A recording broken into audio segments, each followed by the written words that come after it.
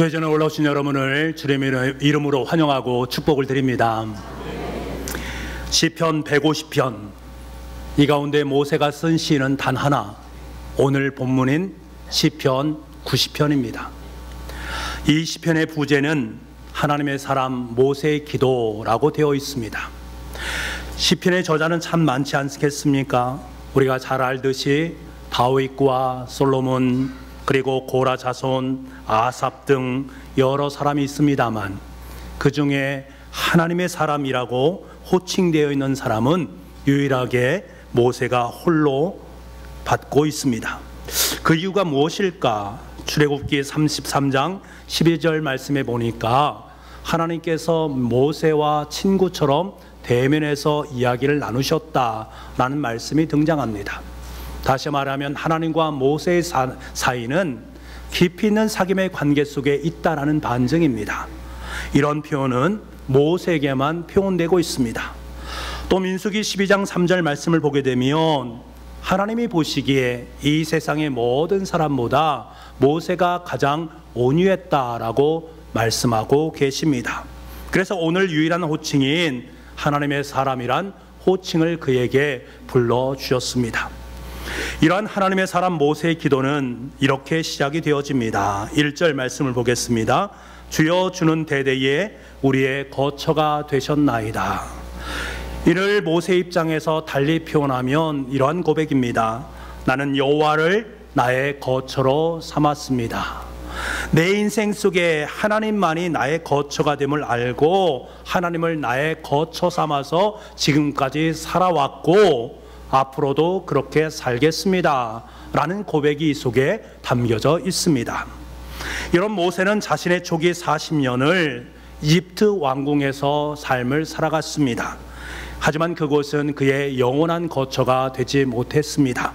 만약에 모세가 이집트 왕궁에서 자신의 인생을 거처를 삼고 그곳에서 평생의 삶을 살았더라면 그는 아마 지금 어떻게 존재하고 있을까?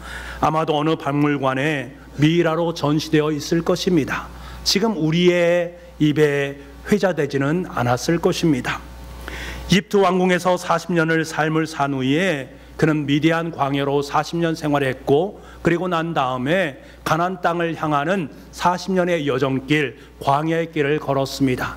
그래서 그의 인생 80년의 인생은 광야에서의 생활이다라고 할 수가 있습니다.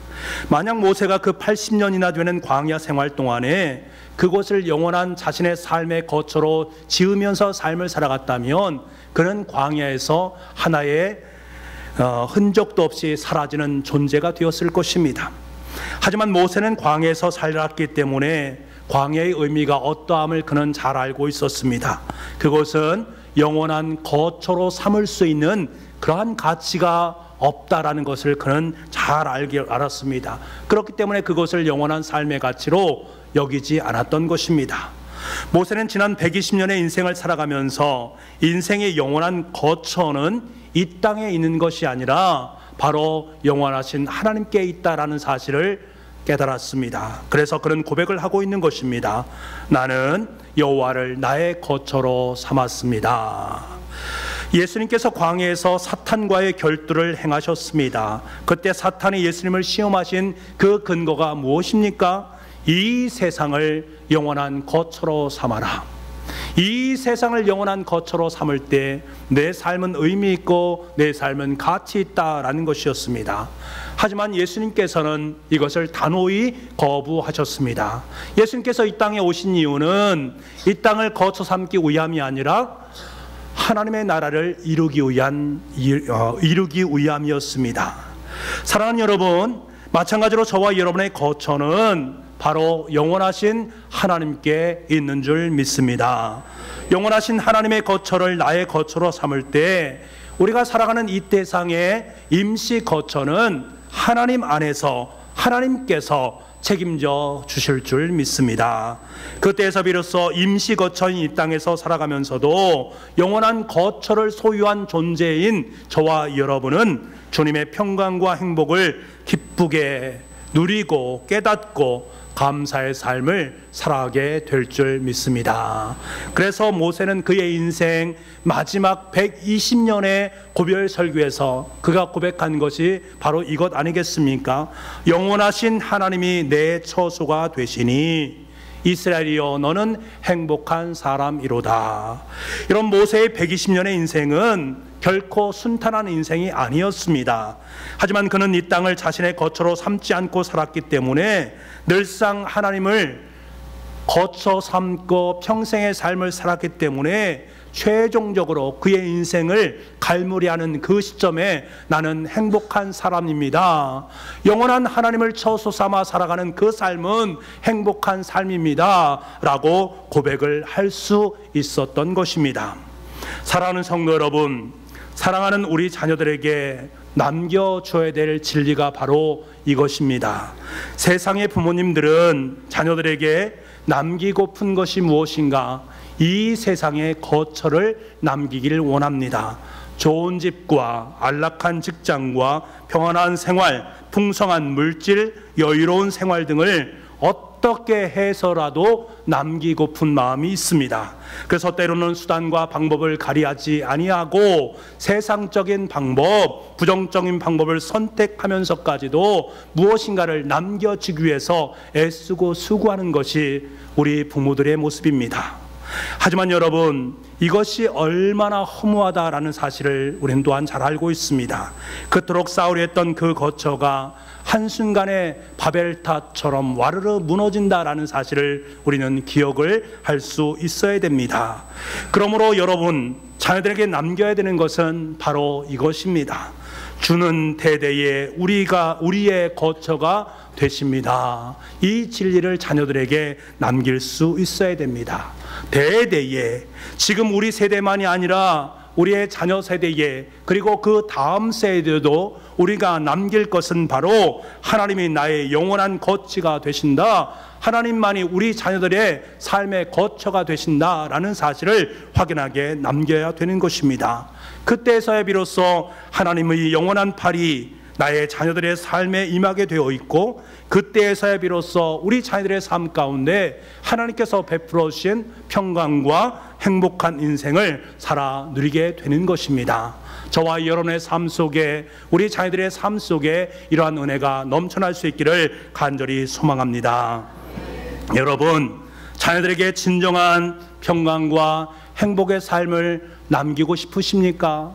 여러분의 삶이 진정한 평강과 행복으로 여러분의 인생을 갈무리하기를 원하십니까? 그렇다면 여러분, 공부 잘해서 좋은 대학 가라 라고 가르치지 마시고 예수님 잘 믿고 살아가라 라고 가르칠 수 있는 여러분 될 수 있기를 원합니다. 나중에 돈 많이 벌어서 출세하라 라고 가르치지 말고 하나님께 충성하여서 하나님의 풍성하심을 마음껏 누리며 살아가라고 가르칠 수 있는 여러분 될 수 있기를 간절히 소망합니다. 이 땅을 거처 삼기 위해서 몸부림치는 교육을 멈추시기 바랍니다. 이 땅을 거처 삼는 법을 우리 자녀들에게 가르치기 위해서 수단과 방법을 가리지 않는 지혜롭지 못한 삶을 살지 마시기 바랍니다. 하나님을 나의 거처 삼는 법을 그들에게 가르칠 수 있고, 그들에게 하나님께서만이 인생의 진정한 거처라는 사실을 분명히 교육할 수 있는 지혜로운 마음을 품을 수 있는 저와 여러분 될 수 있기를 간절히 소망합니다. 그렇다면 왜 우리가 하나님을 거처 삼아야 될까? 우리 2절 말씀에 이렇게 말씀하십니다. 2절 말씀을 함께 보겠습니다. 시작. 산이 생기기 전 땅과 세계도 주께서 조성하시기 전 곧 영원부터 영원까지 주는 하나님이시니이다. 아멘. 영원부터 영원까지 주는 하나님이시니이다. 하나님께서 영원하신 분이기 때문에 하나님만이 영원한 거처가 될 수 있다라는 사실입니다. 사람이 우리의 거처가 될 수 없습니다. 이 땅의 환경과 여건이 우리의 거처가 될 수 없습니다. 영원한 것이 아니기 때문에 그렇습니다. 여러분, 영혼의 의미는 무엇입니까? 길이의 측면에서 끝이 없는 것을 말합니다. 깊이의 측면에서는 다음이 없는 것입니다.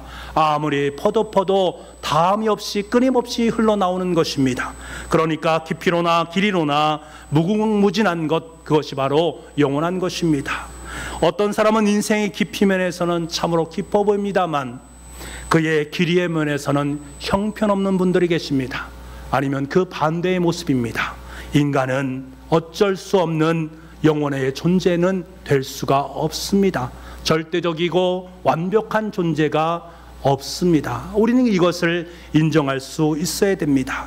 반면에 하나님은 깊이와 길이가 다음이 없는 영원한 분이십니다. 그렇기 때문에 오직 하나님만을 거처로 삼을 수 있고 대대로 거처를 삼아갈 수 있는 분은 오직 하나님 한 분뿐이다 라는 이 사실, 우리 이것을 분명히 직시를 해야 되는 것입니다. 사랑하는 여러분, 오직 영원하신 하나님을 나의 거처로 살아갈 수 있는 저와 여러분 될 수 있기를 원합니다. 그래서 저와 여러분이 이렇게 신앙 고백할 수 있기를 원합니다. 영원하신 하나님을 거쳐 살아가는 삶, 그 삶은 행복한 삶입니다. 우리 가정은 행복한 가정입니다. 우리 교회는 행복한 교회입니다. 왜? 영원하신 하나님이 우리의 거처가 되시기 때문에 그 영원하신 하나님을 굳세게 보여잡고 영원하신 주님의 길을 아름답게 걸어갈 수 있는 우리 모두가 될 수 있기를 간절히 소망합니다. 그런데요, 영원하신 하나님을 거처 삼아 살아가야 될 우리의 모습은 어떠한가? 저와 여러분의 본 모습은 어떠한가? 모세는 3절과 4절 말씀에 이렇게 말씀합니다. 우리 3절과 4절입니다. 시작. 주께서 사람을 티끌로 돌아가게 하시고 말씀하시기를 너의 인생들은 돌아가라 하셨사오니 주의 목전에는 천년이 지나간 어제 같으며 밤의 한순간 같을 뿐입니다. 아멘. 다음도 없고 끝도 없는 영원하신 하나님 앞에 인간이 서보니까 설령 천년 만년을 산다 할지라도 길이로는 어제 하루에 불과한 길이밖에 되지 않더라는 거예요. 깊이로는 한순간에 한 점에 불과한 인생이라는 것입니다. 하나님의 영원성에 비춰볼 때 인간이 살아있다라고 말할 수조차 없는 형편없는 존재가 바로 우리 인간이더라 라는 것을 모세가 고백을 하고 있습니다. 왜 인간이 지나가는 어제의 한날에 불과하고 한 점에 불과한 존재인가? 왜 우리가 그 정도밖에 되지 않는가? 모든 인간은 그 죄로 말미암아 티끌로 돌아가도록 하나님께서 만드셨기 때문에 그렇습니다. 주께서 사람을 티끌로 돌아가게 하시고 우리의 인생의 죄성으로 말미암아 티끌로 돌아갈 수밖에 없는 존재, 티끌이란 말은 먼지란 말이고 흙이란 말입니다. 여러분, 우리 중에 먼지로 화하지 않을 사람이 누가 있겠습니까? 우리 중에 흙으로 돌아가지 않을 사람이 누가 있겠습니까? 결국 우리는 모두 흙으로 돌아갈 수밖에 없는 존재입니다. 우리가 이 땅에서 아무리 부귀영화를 누리고 살아간다 한들 그 흙이 정말 고급지고 멋진 흙이라고 말할 수 있겠습니까? 흙은 흙일 수밖에 없습니다. 그래서 집 없이 유리걸식을 한다고 해서 싹으려 흙이냐라고 말할 수 있겠습니까? 흙은 흙일 수밖에 없습니다. 모두가 무덤에서는 한 줌의 흙으로 돌아갈 수밖에 없는 존재입니다. 5절에 보면 인간에 대한 참으로 기막힌 표현이 등장합니다. 5절 말씀에 홍수처럼 쓸어가나이다. 홍수처럼 쓸어가시나이다. 여러분 보세요. 홍수가 나서 뚝이 터지게 되면 모든 걸 다 휩쓸어 가지 않습니까? 하물며 먼지, 흙 다 쓸어갈 수밖에 없는 존재입니다. 티끌은 완벽히 쓸려가게 되어 있습니다. 하나님께서 휩쓸면 휩쓸려 가는 존재가 바로 우리의 모습이다. 모세는 이것을 직시했습니다. 그리고 계속해서 뭐라고 말합니까? 그들은 잠깐 자는 것 같으며, 이 말은 무슨 말입니까? 영원하신 하나님 앞에서 자신의 인생이 잠깐 자는 것 같다, 일장춘몽일 수밖에 없다, 헛되고 덧없는 것이 인생이다라고 말하고 있습니다. 우리의 인생 자체가 티끌이기 때문에 우리의 존재는 일장춘몽일 수밖에 없는 것입니다. 6절 말씀에 아침에 꽃이 피어 자라다가 저녁에는 시들어 마른 아이다. 아침에 꽃이 너무나 아름답게 폈습니다만 저녁이 지나고 나니까, 저녁이 되고 나니까 그 꽃이 시들어 말라버렸다라는 거예요. 천년만년 아름답게 필 것처럼 보이지만 하루가 지나니까 그 꽃은 시들어 버리더라는 거예요. 하루살이의 인생에 불과한 인생의 모습을 잘 대변해주는 말씀입니다. 여러분, 모세는 인간이란 먼지에 불과한 존재, 일장춘몽의 인생이요 하루살이의 인생에 불과한 존재임을 깨달았습니다. 그래서 우리에게 기도로 부탁하고 기도로 권면하고 있는 거예요. 이러한 인생을 거쳐 삼아 살아가는 인생이 얼마나 부질없고 허망한 인생이냐, 영원하신 하나님을 거쳐 삼아 살아가는 인생이 최고의 인생이다라고 말씀하고 있습니다. 사랑하는 성도 여러분, 저와 여러분에게 들려주는 모세의 기도에 귀를 기울일 수 있기를 바랍니다. 자신을 거쳐 삼고 살아가는 사람에게는 소망이 없습니다. 좌절과 실패와 실망뿐입니다. 하지만 우리는 영원한 처소가 되시는 하나님이 계시기에 그 하나님께로 나아갈 수 있습니다. 영원하신 거처가 되시는 하나님께로 나아갑시다. 그때 비로소 우리의 인생은 허물을 벗어날 수 있고 이 땅에서의 삶은 의미 있고 가치 있는 하나님을 위한 아름다운 열매로, 아름다운 결실로 우리의 삶 속에 드러나게 될 줄 믿습니다. 그렇다면 여러분, 모세가 하나님의 영원하심을 알고 상대적으로 티끌에 불과한 하루의 살이에 불과한 자신의 존재를 바라보면서 모세가 하나님 앞에 드렸던 기도의 내용이 무엇입니까? 우리가 바로 인생 속에서 이 기도의 제목을 하나님께 올려드릴 수 있는 우리가 되기를 소망하면서 12절 말씀을 보겠습니다. 12절입니다. 시작. 우리에게 우리날 계수함을 가르치사 지혜로운 마음을 얻게 하소서. 아멘. 계수한다라는 말은 히브리어로 보게 되면 배당한다, 할당한다라는 거예요. 우리의 날, 다시 말하면 우리의 시간을 어떻게 배당할 것인지 지혜로운 마음이 우리 가운데 있어야 된다라는 것입니다. 여러분, 여러분의 시간을 어떻게 배당하고 계십니까? 여러분의 욕심, 이기심에 배당하십니까? 그렇다면 우리의 날의 욕심으로, 이기심으로 가득 찬 그 삶은 반드시 거품으로 사라질 수밖에 없습니다.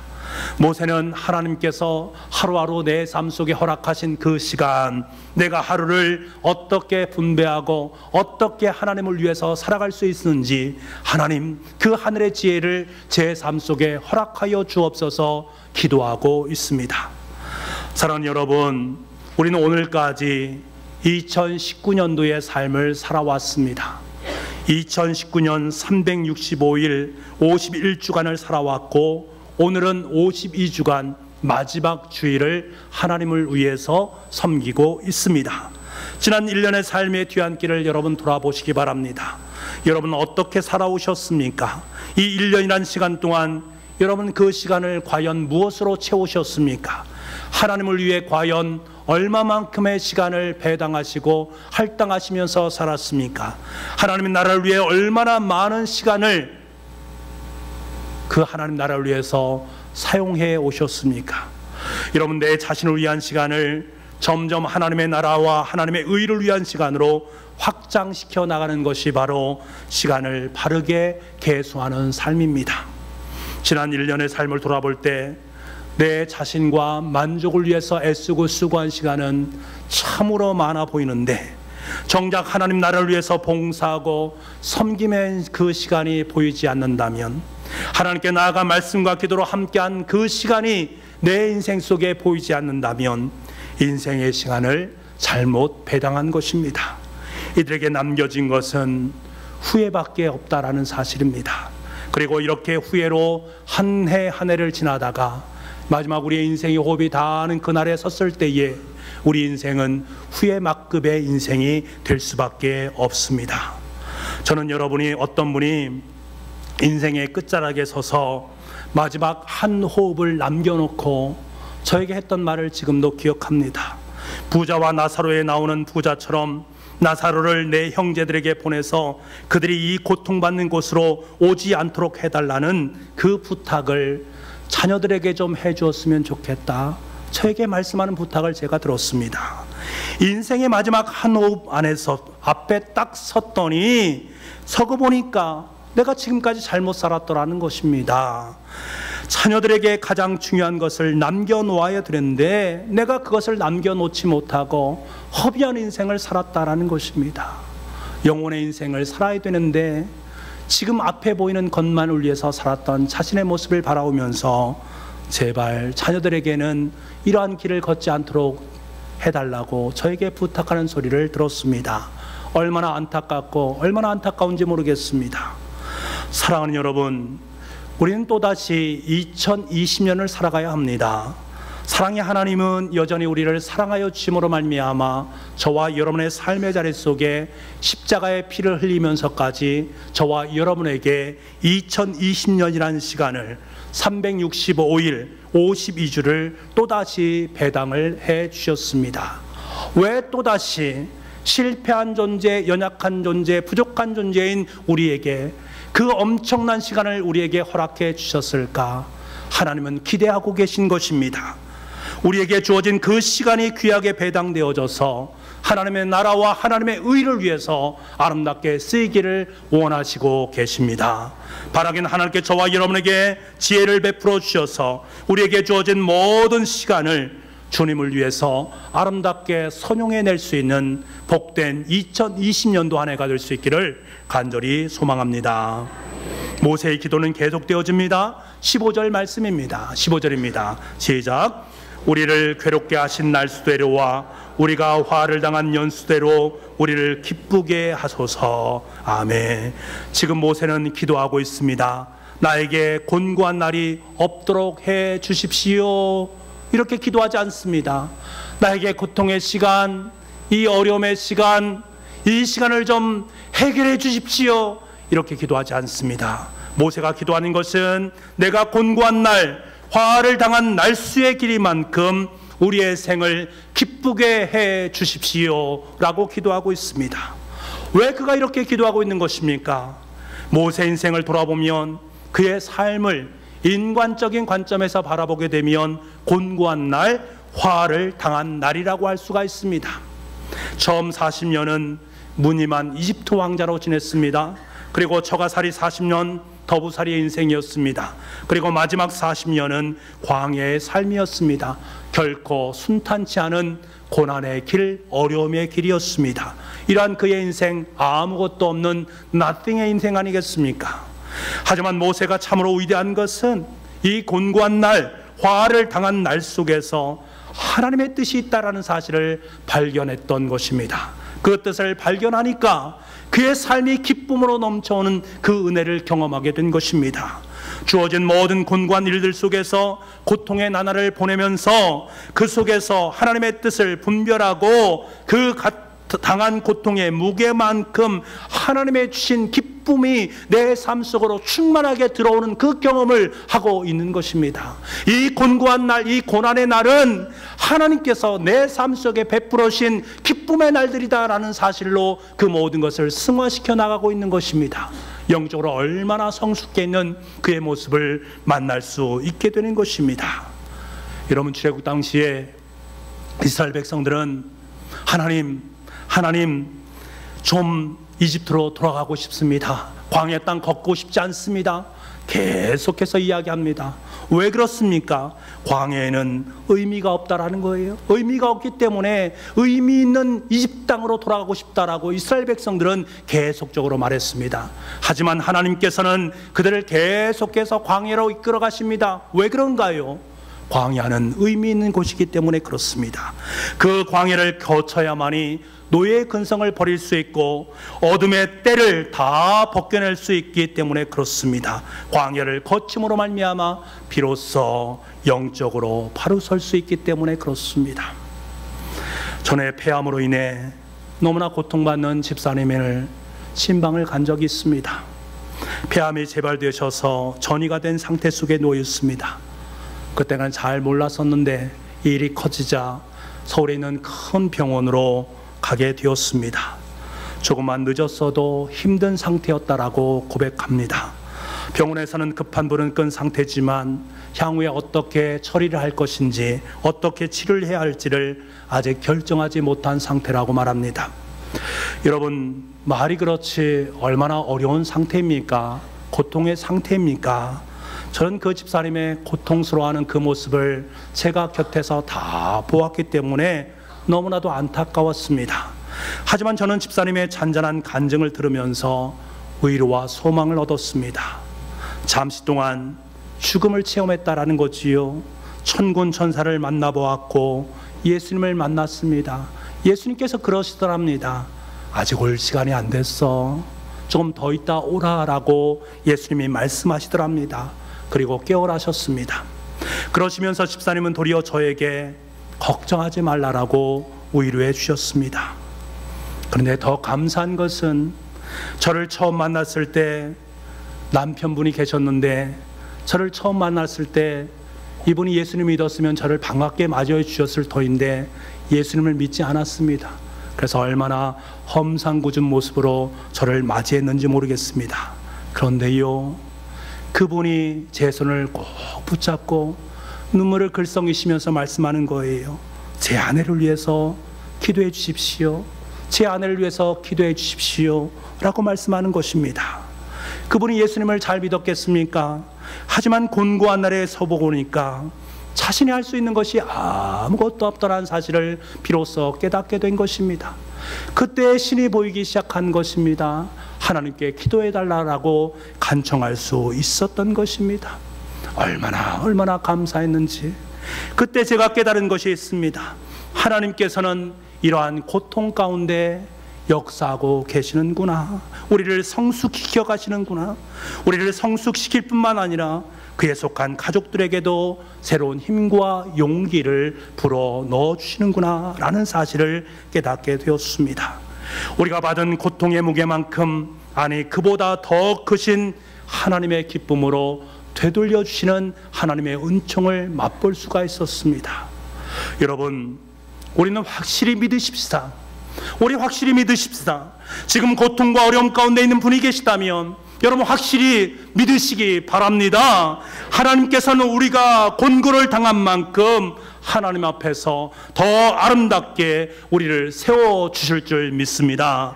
지금보다 더 큰 기쁨을 우리의 삶 속에 허락해 주실 것입니다. 지금보다 더 좋은 푸른 주장과 쉴만한 물가로 우리의 인생을, 우리의 삶을 회복시켜 주실 줄 믿습니다. 하나님께서는 우리의 삶의 자리 속에 그것을 원하시고 모세를 통해서 이 부분을 말씀해 주고 있습니다. 이 기도를 덥석 붙잡으시고 저와 여러분의 기도로 하나님께 올려드릴 수 있기를 간절히 소망합니다. 이 사실을 확연히 깨달은 모세는 결론적으로 17절에 이렇게 간구를 하고 있습니다. 우리 17절 말씀입니다. 시작. 주 우리 하나님의 은총을 우리에게 내리게 하사 우리 손이 행한 일을 우리에게 견고하게 하소서. 우리 손이 행한 일을 견고하게 하소서. 아멘. 제가 전에 교사 헌신 예배 때 말씀드린 것처럼 여기서 하나님의 은총이란 말은 하나님의 아름다움을 뜻하는 말, 그뿐만 아니라 더 귀한 것은 결제라는 의미였다고 말씀드렸습니다. 하나님 결제해 주십시오 라는 말입니다. 여러분, 지금 모세는 지금까지 자신이 행한 모든 일들을 하나님 앞으로 가지고 나왔습니다.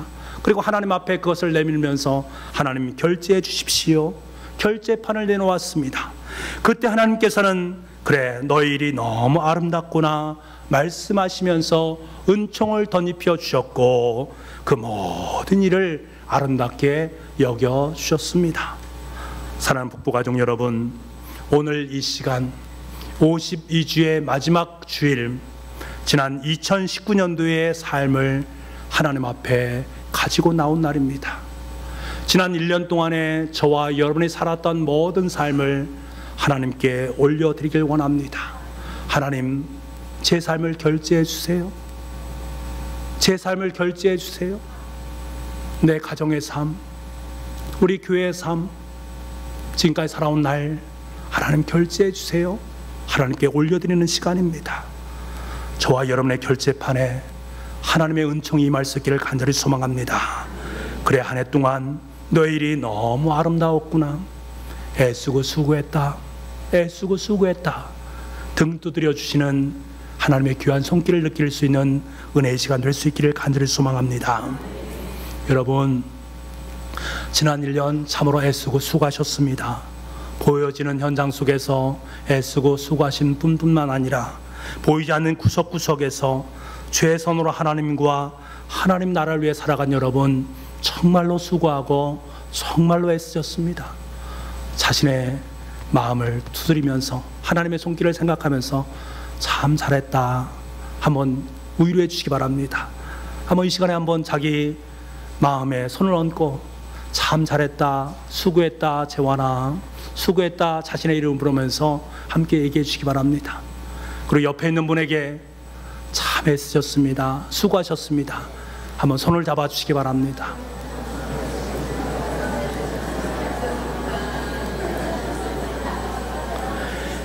이 시간 2019년 한 해 동안 하나님 안에서 수고하고 애쓴 저와 여러분을 바라보시면서 너는 내게 보배롭고 존귀하고 사랑스러운 나의 딸이요 나의 아들이다 등 두드려 주시는 그 하나님의 위로와 평강이 여러분의 삶 속에, 여러분 마음 속에 가득 채워질 수 있기를 소망합니다.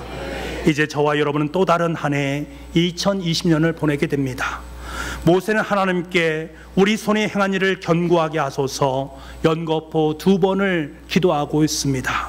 이 말씀의 뜻은 모세가 하나님의 뜻을 바르게 분별하고 하나님의 손과 하나님의 발이 되어갈 때에 아무것도 없는 삶의 자리 속에서도, 황무지 같은 상황 속에서도 하나님의 역사는 반드시 이루어진다라는 확신의 기도입니다.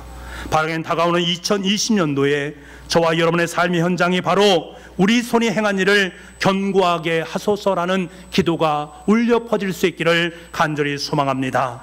그래 때로는 황무지와도 같고 광야도 같은 허벌판 일 속을 내가 걸어간다 할지라도 이 기도의 힘과 능력으로 그것을 도리어 하나님의 땅으로 변화시켜 나가시는 하나님의 행하신 일의 견고함을 볼 수 있는 기적의 역사가 여러분의 삶 가운데 펼쳐질 수 있기를 소망합니다. 저와 여러분의 손이 하나님의 능력이 손이 되어서 하나님의 역사를 온전히 이루어갈 수 있는 2020년 한 해가 될 수 있기를 간절히 소망합니다. 기도하겠습니다.